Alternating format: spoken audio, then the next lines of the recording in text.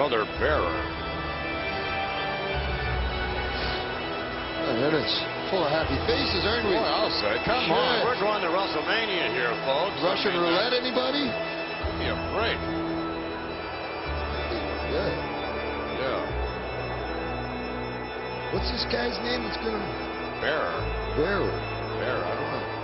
Welcome, Brother Bearer. Now, Brother Bearer, what is your first name? Paul Bearer. Oh. What better man to guide the career of The Undertaker than Brother Paul Bearer? Hello there, this is the Shadow Ranger, here to talk some wrestling. It's been a few weeks since I was able to make another video. Been really busy with school and all. Got the week off for spring break. I'm going to be spending the whole week catching up on homework and studying and reading and stuff. But it's Sunday, so I can make a video now and try to put out a video sometime during the week. Linguistics is still kicking the crap out of me. It's very difficult for me to understand. I don't know, I gotta study a lot more. But anyway, we're gonna talk some wrestling today. Gonna give my thoughts on the passing of Paul Bearer. Give some 60 seconds of sexy. Talk about the build to WrestleMania. Gut check. Thoughts on aces and eights, and give my picks for Lockdown. But first, it's Vader time. Best there was. Best there is. Best there ever will be. Tonight, Bret Hart, you and the whole world is gonna find out exactly what time it is. 'Cause it's Vader time. So, William Moody passed away this week. We all know William Moody better as Paul Bearer or as Percy Pringle III. He was only 58 years old, and it said he'd been having some respiratory problems and possibly a blood clot that led to his passing, but all the information hasn't come out yet, so we'll all just have to wait until official reports come out. So odd, him passing. It said it would happen on Tuesday night, and it happened, the day after Undertaker returns to get ready for building to WrestleMania. You would have hoped that he would have been there at Mania with Undertaker.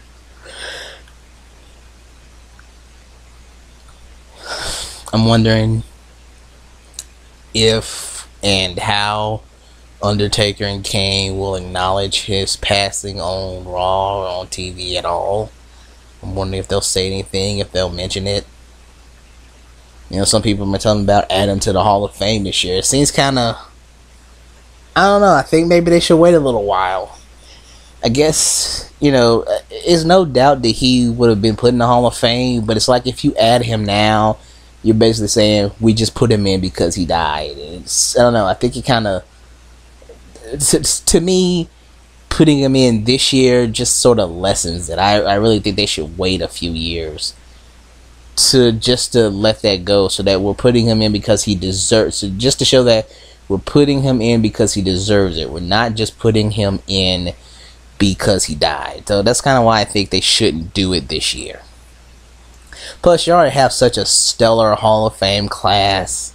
And I kind of think having someone who just passed away would really bring it down. I mean, you got Mick Foley, Bruno Sammartino, Bob Backlund, Trish Stratus, Donald Trump, people who will all be there to give speeches. I just think it's kind of weird having all those people there and then one person having like a family member speak for them because they've passed away. I just kind of think it'll bring down the whole mood of the Hall of Fame. So, acknowledge it, but I think they should wait a couple of years before they add him to the Hall of Fame now.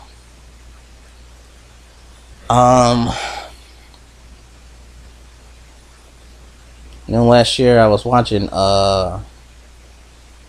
Percy Pringle on NWA Hollywood a bit. Well, it's not NWA Hollywood, it's just Championship Wrestling Hollywood now. And some of the stuff he was doing with Sean Ricker. That was kind of the first time I actually saw him doing Percy Pringle, even though that's what he did a lot in the past.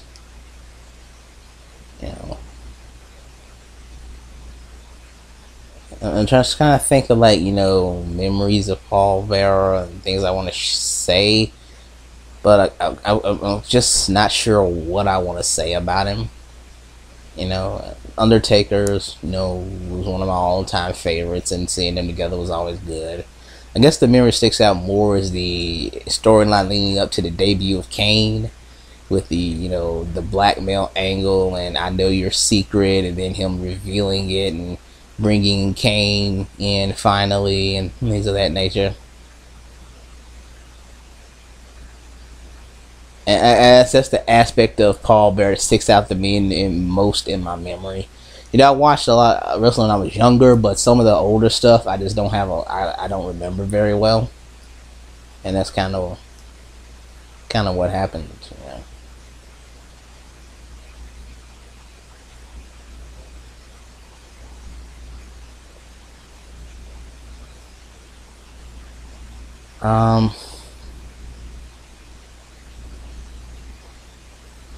Again, I'm just not really sure of what to say about him.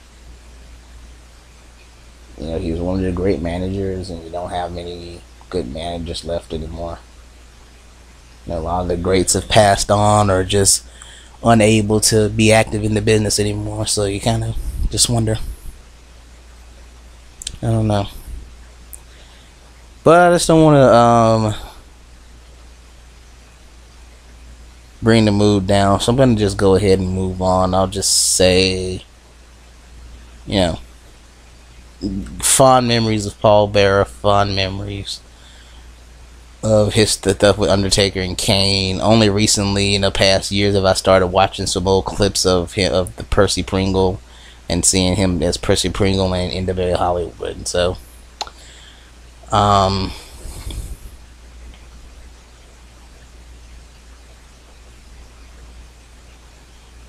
just leave it at that. So I'll just leave with a Percy Pringle clip for now. Just a humorous clip, just to, you know, up the mood a little bit. Hey! Wait a minute. Let me out here. Come on, boss man. What you doing? What the heck you doing in this plane? What up to the lift there? Come here, boss man. Oh, no. I want to know what's going on. I'm sick and tired. What did you do to my jet? You took the plane out. You took the jet out. And you didn't put the hours down. They took it to the shop for them. Boss, you don't understand. Mama don't like me around like this. This man here thinks he's Sky King or something. Boss man. Look at this thing. Look at this thing. Look at it. I'm not supposed to be riding the things like this. What do you think this is? Boss, TV, baby. We got the cameras out here. This makes it all the work. That's it for you. Get in the limousine. You get in the limousine. That's it. No. I ain't having none. You get the camera. Cut the camera. The missing link. Get out of here. Keep in the plane. Keep him in the plane. Stay in the plane. Don't come out. You get the camera out of here. We'll be at the TV station in a few minutes, Gordon Stoley. I know you're responsible for this, Gordon Stoley. That's it. That's it. You know what? Just to improve the mood even more, let's have 60 seconds of sexy with Miss Tessmacher.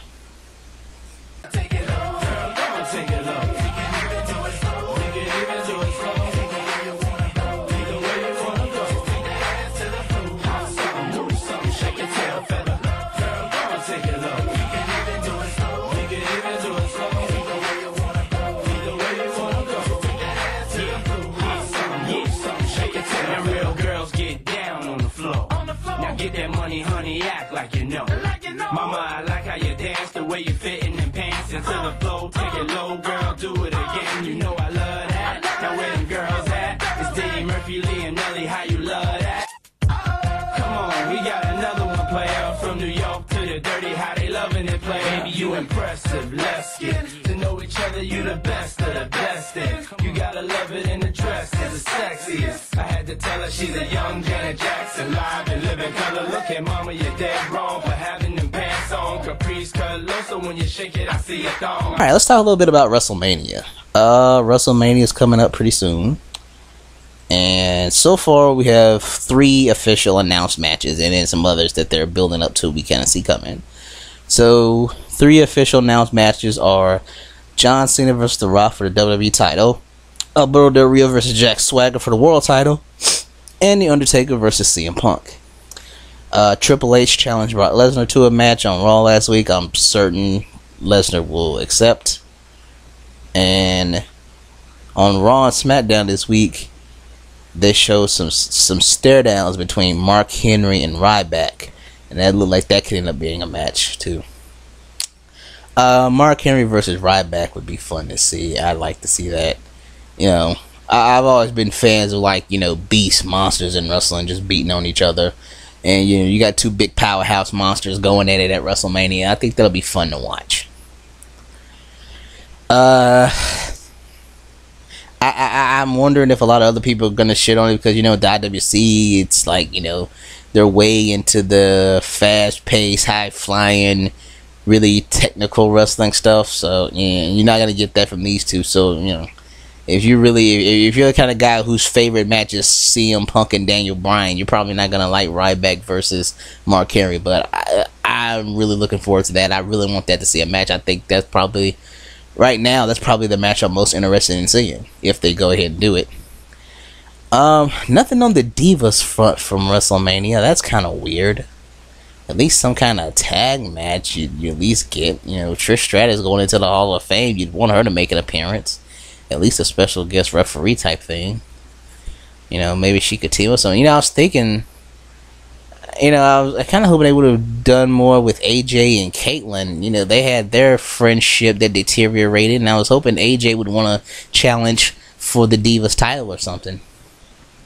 Maybe since Trish is going to the Hall of Fame, they could do like a tag match. Trish could team with Caitlyn, and they could go against maybe AJ and a partner. Maybe Lita. AJ was like, it's known that AJ is like always a huge fan of Lita. You also that video of her crying when she meets Lita. I mean, that would probably be a dream come true for AJ. You could bring Lita back as a heel for a little bit, and she could cut a promo saying now how it's not right that Trish Stratus is going in the Hall of Fame for her because she's beating Trish and she's better than Trish and all that stuff, and Caitlyn could come out and try to confront her and kind of put over Trish, how great Trish is, and you could have Trish Stratus respond, and you know, kind of have a challenge for it.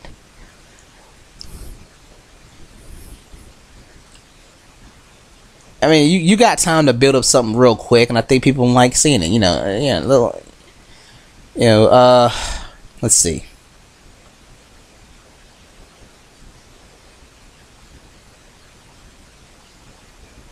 You can start with Lita getting into a fight with Caitlyn. Like, you know, Lita comes out, she's talking about how it's not right that Trish goes in before her, and then Caitlyn can come out and confront her about it, and Lita and Caitlyn can get into a bit of a fight, and AJ can come out and attack Caitlyn, and then like the two of them could beat down Caitlyn.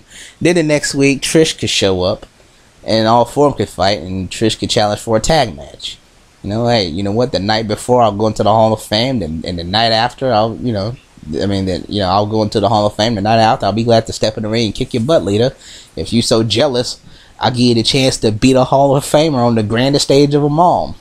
I have a partner, you have a partner. Well, how about we do it? I think that would be a fun match to see. You got time. It won't need a whole lot of build. You could build it up in like 2 to 3 weeks. But we'll just have to wait and see. As far as the tag titles, I can't imagine Daniel Bryan and Kane not being at WrestleMania.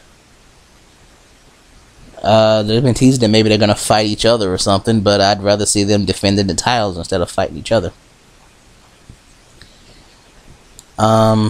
Triple H, Brock Lesnar.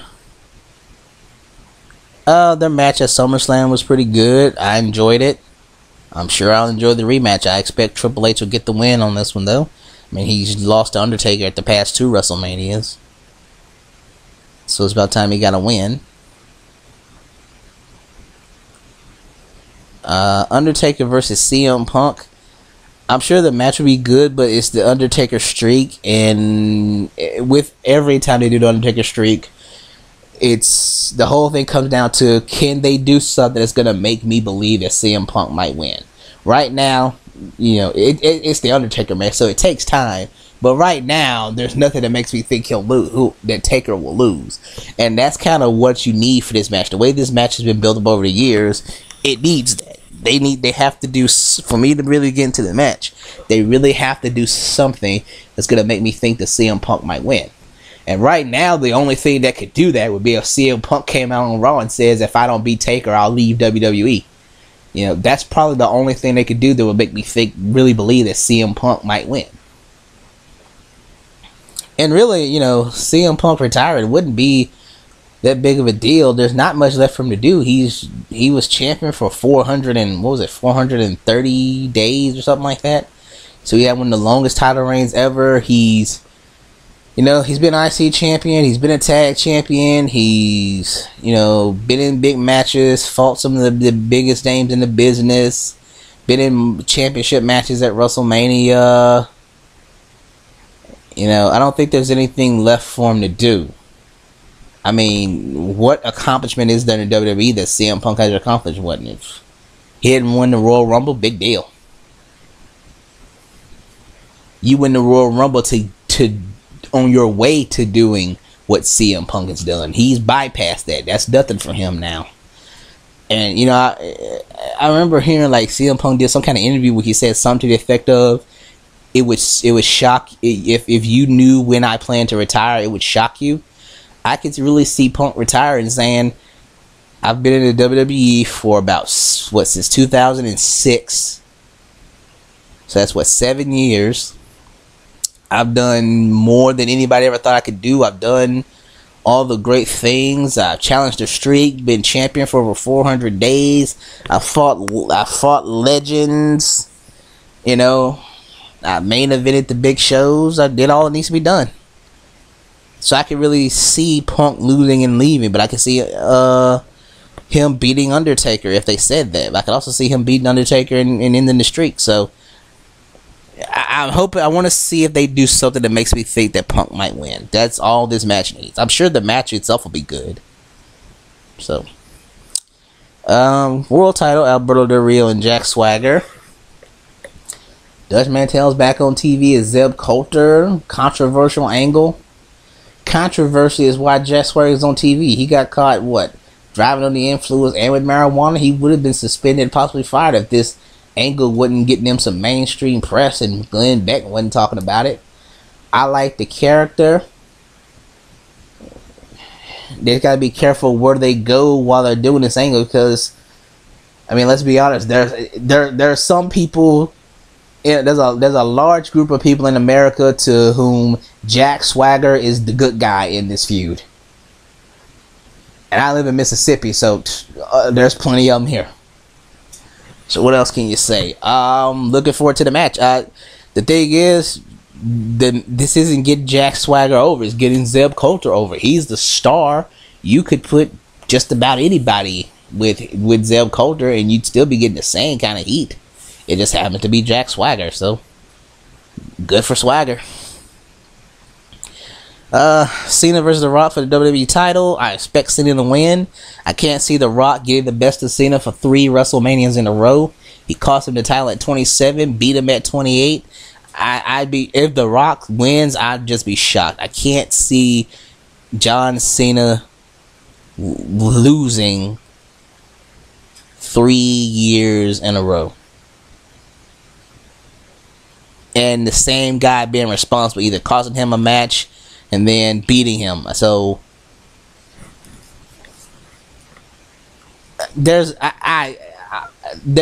I can't think of a single thing that WWE could do to make me think that The Rock's gonna win. But I enjoyed the match last year, and I expect the match to be good this year. So we'll wait and see what happens. So hopefully I'll be able to do another video before WrestleMania and talk about it when we get closer to that date. But for now, anything else about WWE I want to say right now?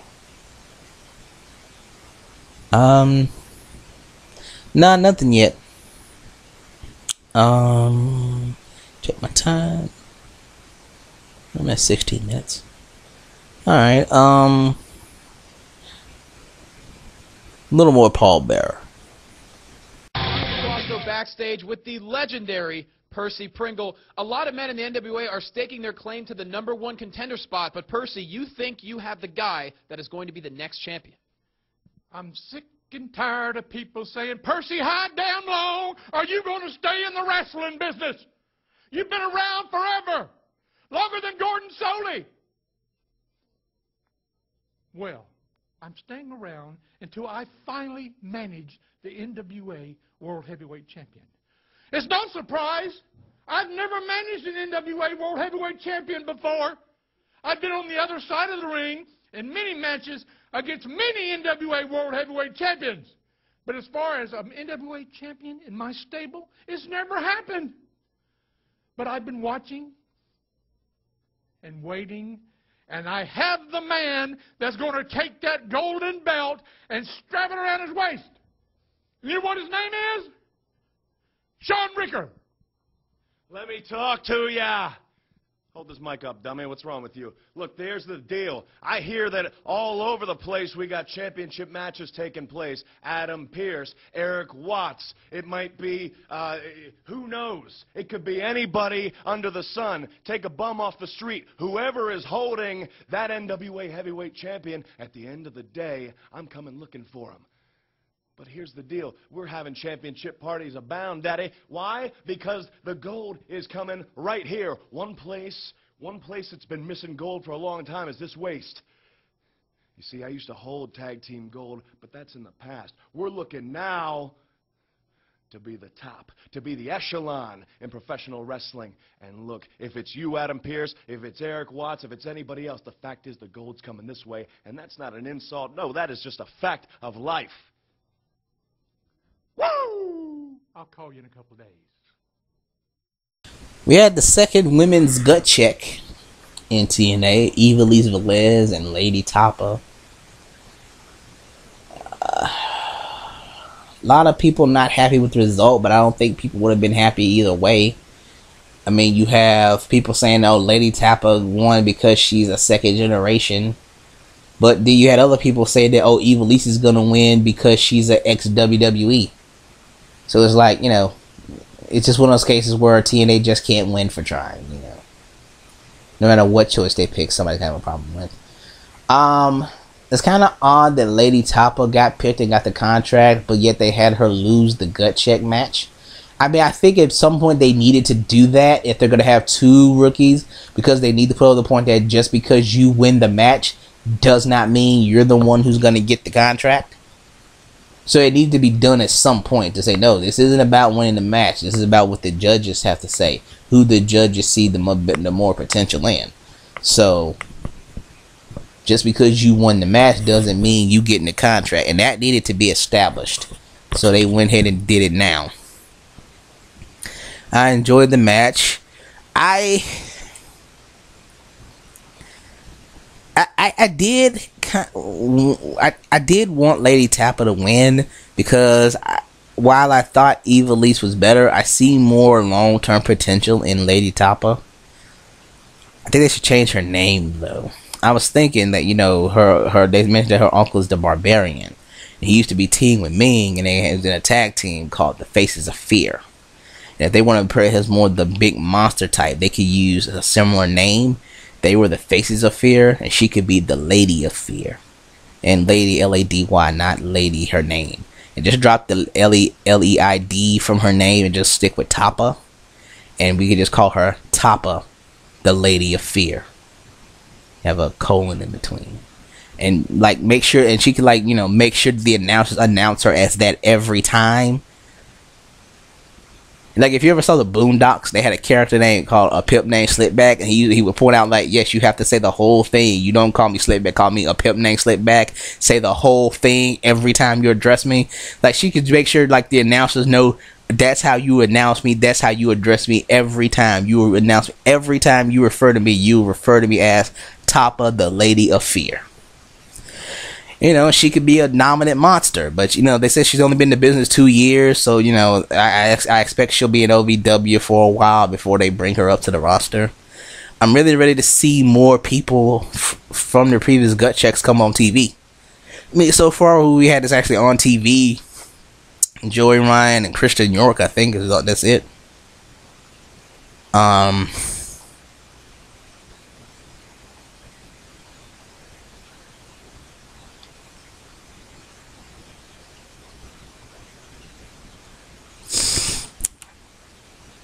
a lot of people said it seemed kind of weird that Eva Lise wouldn't get picked.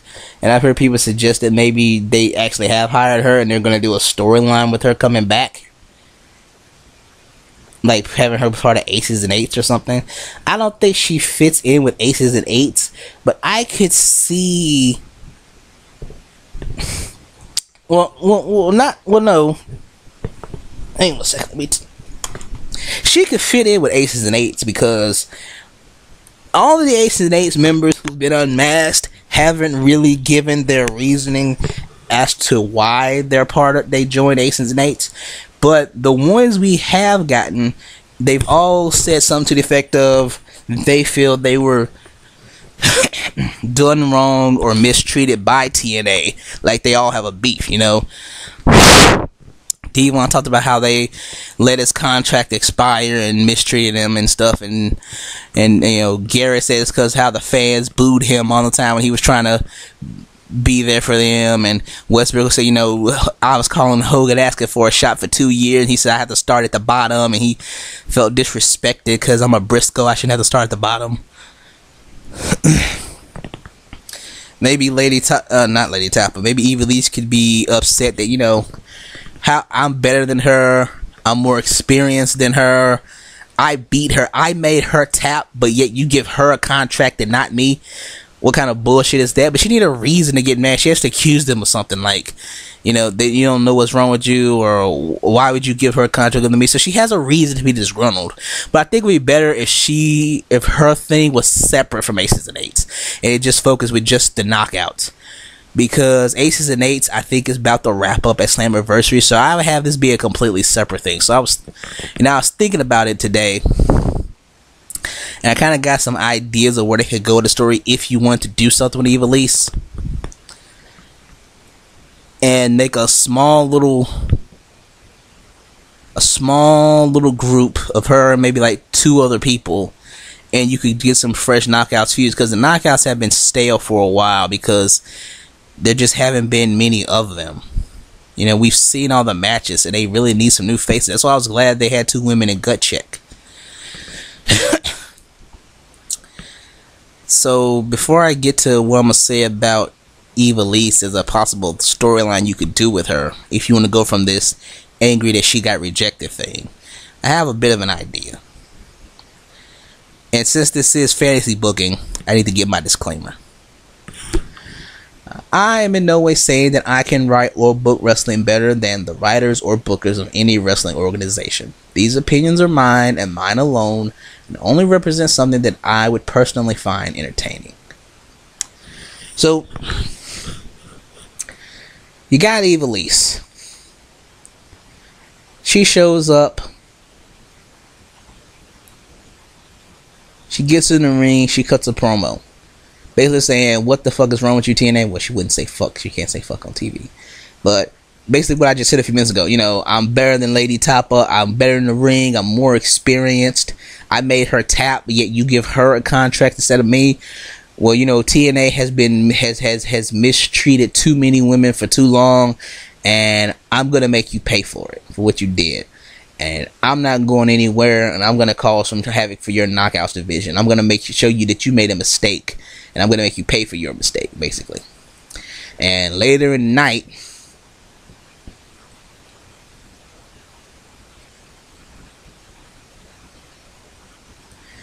I'm off my train of thought here for a second. You could have her attack ODB, and she could take the Knockouts tag titles, because somebody stealing those belts is about the only thing that would make those belts relevant or interesting at all again. And she could take them.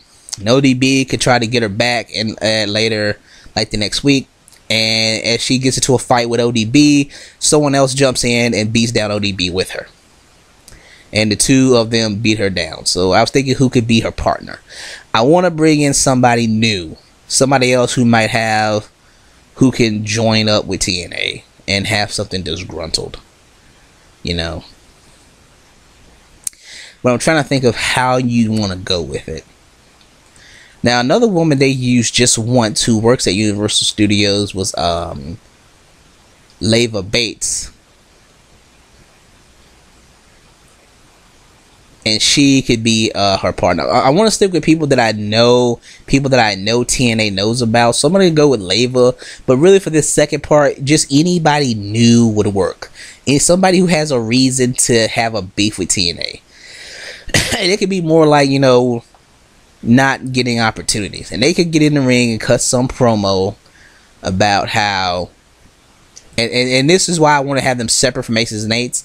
Of how it's... nepotism, how apparently to get a shot in TNA now, you know, it's either got to be nepotism, you have to be somebody's daughter or somebody's niece to get a shot, or you have to be a Barbie doll. You know, I remember years ago watching TNA and I thought this company was going to be different, but apparently you just got a good old boys network and someone you can put on a poster. It's a shame that a talented woman like Ivelisse and myself, Leva, who's been trying to get a shot here for years, can't get a shot, yet your champion is some silicone filled Barbie doll like Velvet Sky, and who's a disgrace. Apparently, I guess unless you got a family member in a business, the only way to get into TNA is to get some big implants or come out like and shake your ass like Tessmacher. Unless you got some big fake tits or a big jiggly ass like Tessmacher, you can't get a shot in TNA unless you know somebody in the business. I get it.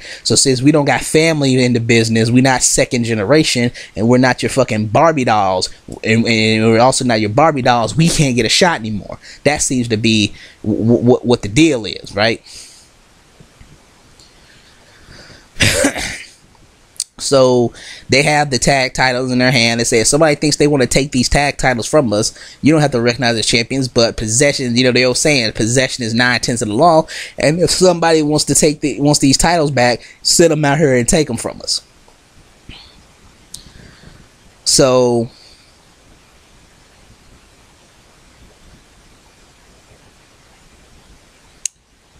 you move forward the next week, and Velvet Sky comes out and she addresses what Leva and Ivelisse have said about her. And hang on a second, I gotta sit up. I'm on this bed that's broken. You might hear a loud sound in a second while I'm sitting up from laying down.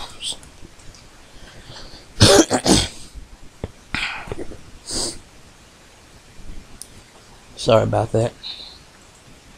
Check my time. Alright, I'm at 28 minutes. I'm good. Okay, so Velvet Sky would come out the next week and she'd address the situation. She'd address Leva Bates and Ivelisse Velez, saying, you know, basically saying, you know, I earned my spot. I'm champion because I beat the best and I'm good and blah blah blah blah. You know, nothing's handed to me. I earned it. And they would kind of run her down a little more, say, you know, this company does everything for you. Because, you know, you come because they can put your pretty face on a poster, and all these, you know, lonely losers in the audience can buy their hand lotion and look at your picture on their wall when they go to bed at night because they're too big of losers to get a real woman, you know, something like that. Just run down the fans. Basically imply you're here because of how you look.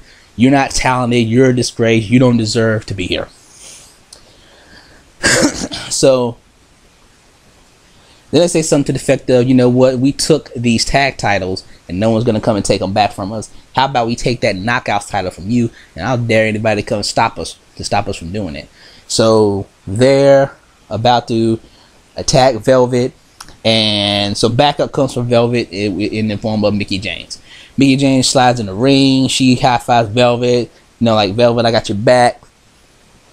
They want to fight, but instead, Mickie attacks Velvet. Mickie James attacks Velvet Sky. So then Mickie, Ivelisse, and Leva, they all beat down Velvet Sky. They leave her laying. Mickie picks up the belt, says, this should be mine, and I'm going to come for it later. But she throws the belt back down to Velvet, says, I'm going to take it from you in the ring. Blah, blah, blah. That's the end of the segment. Next week, Mickie, Leva, and Ivelisse come out. Mickie gets on the mic, and she talks about her disgruntledness with TNA. Saying, you know, when TNA approached her, they promised her all these things. They promised her that she'd be on, that she'd be prominently featured on TV. They promised her she get to face the top talents. They promised her money. They promised her fame. They promised her this and that and this and that, and they haven't delivered. And instead, they've been disrespecting her, and that she doesn't deserve to be disrespected because she's the best. And I've always thought this, and I think I said this in one of my older videos a long time ago, that I felt that a heel Mickie James at this point in her career should be heel Triple H, Evolution style. That her whole shtick should be, I'm the best. I've beaten the best. I've beaten legends. I've beaten champions. I've beaten Hall of Famers, because Trish is about to go into the Hall of Fame. You know, you know, Triple H used to always do the thing. I'm the measuring stick of this business. I'm the one that everybody compare it to. You know, watch the old Evolution promos. Triple H, he used to do that same promo every fucking week. But that's what Mickie James should be saying. I am the best woman in the world. I have held every women's championship that matters. I have beaten every woman that matters. I have beaten the best. I'm the measuring stick by which all other women are to be measured by. And TNA hasn't shown me the respect that I deserve. And at first, I let it go. I let it go when you stopped providing me with top-notch talent. I beat all these chumps on your roster. I've beaten them multiple times. I wanted new competition, and you wouldn't provide it. And then, when I want to renegotiate, you try to lowball me, but yet Velvet Sky, your little pinup model, she leaves, and you jump through hoops. You jump through flaming hoops to get her to come back. And then you bring in some no talent like Brooke Hogan in to run the Knockouts division. She has no experience. Again, nepotism. Just because her father's Hulk Hogan, she gets to run the division instead of finding someone who understands what women's wrestling is about. And then, the ultimate injustice. I am a country music singer. I have country music albums. I performed in concerts. Yet TNA gets the opportunity to put a knockout in a country music video with Montgomery Gentry, one of the biggest acts in country music. And who do you pick? Not your country music singer, not the one who's done concerts, not the one who's done an album. No, you put your little poster girl, Velvet Sky, in the video. Then you go on a tour to UK. I'm not invited to come. Then on the tour to the UK, you have a Knockouts title match when I'm not there. You put us in a gauntlet to crown a #1 contender, and you give Velvet the last spot, so she has the advantage of winning. This has been a setup the whole time. I am sick and tired of the way TNA has treated me, and if TNA has been mistreating me, I'm gonna start mistreating them, because I got some backup now. I have some real women on my side, and we're gonna kick ass of every woman on this roster, and I dare any woman in the TNA roster to come out here and stop us. Now that's kind of long, but Mickie James is a professional wrestler. She would do that promo way better than I just did, because I'm just kind of saying what she'd be saying, you know. But that's kind of what she'd say, you know. Mickie James would do the promo in her own way. So you have the three of them are in the ring. They challenge anybody. Velvet Sky comes out at the top of the ramp. Tessmacher comes out because she's got a beef that they called her out to, saying basically she's only there because she can shake her ass and shit. You know, Tessmacher, she's fought to get better. She's been a champion. She deserved to be there. ODB comes out too because they jumped her first and took the belt. So you got Tessmacher, Velvet, and ODB. They're going to be fighting Mickie, Ivelisse, and Leva, or whoever you want to replace Leva with. You know, again, whoever you want to do with. Just a third person. Mickey's there, Ivelisse is there, and a third person. If you wanted to get a former knockout back, you know, I'm going with Leva Bates just because, you know, she's somebody that's been on the radar and she's done a spot in TNA before. She's had a tryout match. She did the thing where she maced Hogan and Sting back before Bound for Glory. She's someone they know. But you could replace her with someone else like Alyssa Flash. She could be disgruntled because, you know, she didn't get the opportunity that she was promised when she was in TNA. And, you know, again, she could do this whole thing because I wasn't your Barbie doll and I didn't shake my ass and jiggle my boobs so I didn't get a shot. Or, you know, you can bring back a former knockout. You just need somebody there. Someone who's not a blonde. somebody we haven't seen in a long time. Either be somebody new or someone we haven't seen in a long time. But Mickey's gonna be the centerpiece of the centerpiece heel. You're gonna have to give Mickey some new music because she can't be coming out to her babyface hardcore country music after this. And you have to change her gear up a bit. Because again, she can't wear her country girl Daisy Duke stuff if she's going to be a heel.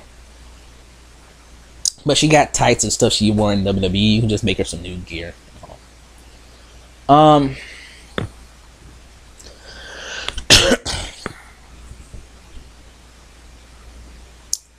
Check my time. 35 minutes. What else do I want to say? That's those three women can feud. They can do some singles, do some tags, do some 3 versus 3s.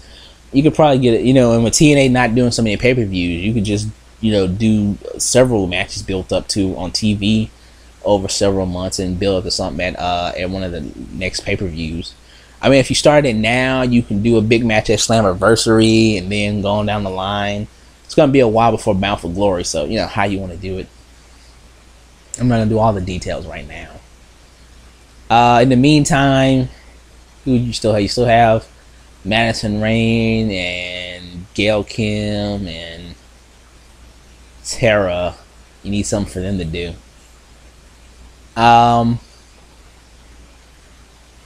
With Madison Rayne, it's about time to debut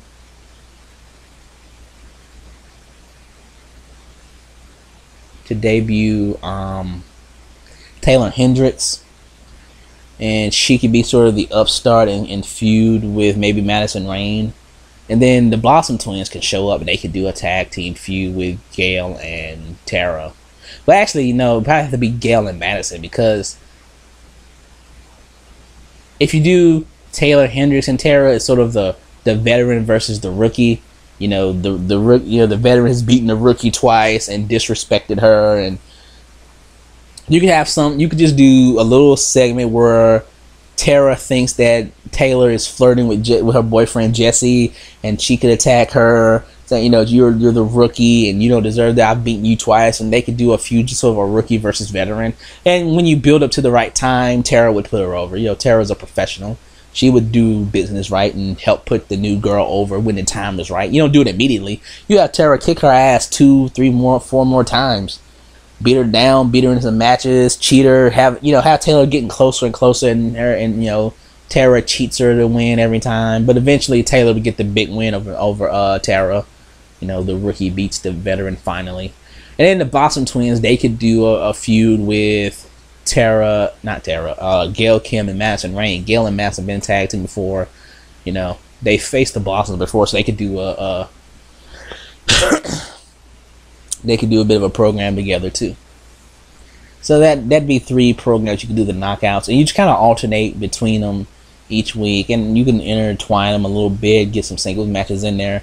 You just gotta have somebody to face Velvet every so often. And with their not having pay-per-views every month, you don't have to do title matches as often. So you could do 3, 4, 5 weeks in between title matches.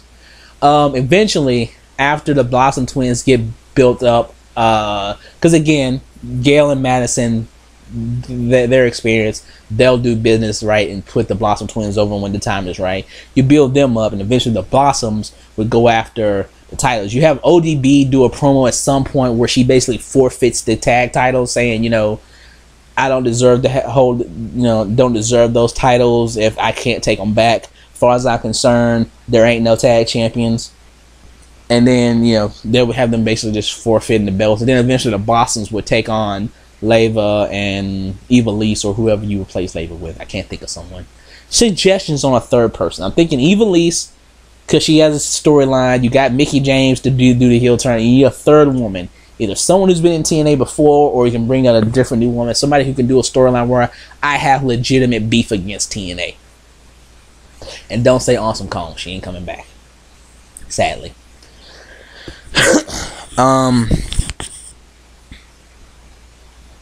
Eventually the Blossom Twins would get the tag titles back. At some point Velvet would lose the Knockouts title to Mickie James, and you could build up to her getting that belt back.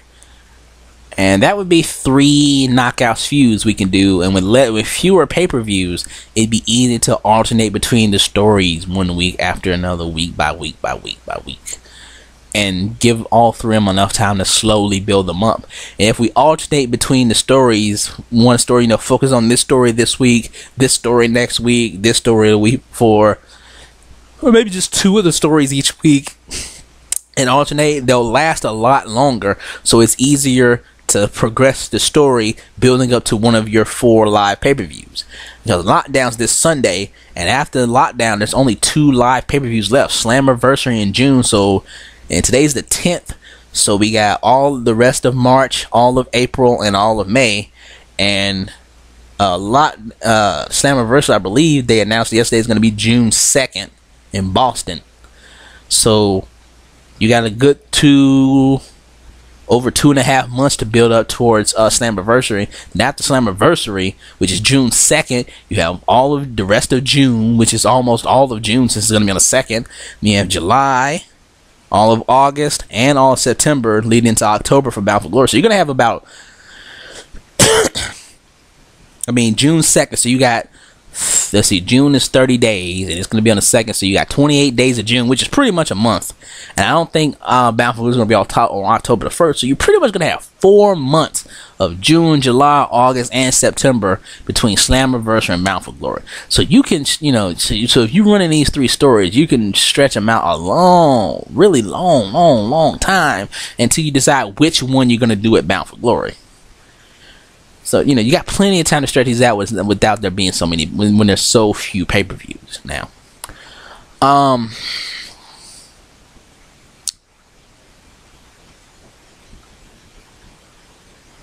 Yeah, I think that's kind of all I want to say. I like I said again, I do think there's more long-term potential in Lady Tapa. Tapa, the Lady of Fear is what I'll be calling her, and hopefully they'll change her name to that. I'll tell somebody. I'll tweet it to Lady Tapa and see if she likes it. I'm past an hour already, so I'm gonna go ahead and end this video. Again, school's keeping me busy. I don't know when I'm gonna be able to make a new video. I haven't missed any shows, so I do still watch Raw and SmackDown and Impact every week. I haven't missed anything, so I'm up with everything that's going on. It's just when I'm able to, when I'm in the mood to do a video. It's just, and things have to happen. But this is the Shadow Ranger. Thank you for listening. If you like my videos, please subscribe. You can follow me on Twitter at TJSMITH3. If you have any questions or topics you'd like me to address in the video, feel free to send them to my YouTube inbox, and I'll get to them as soon as I can. Have a nice day.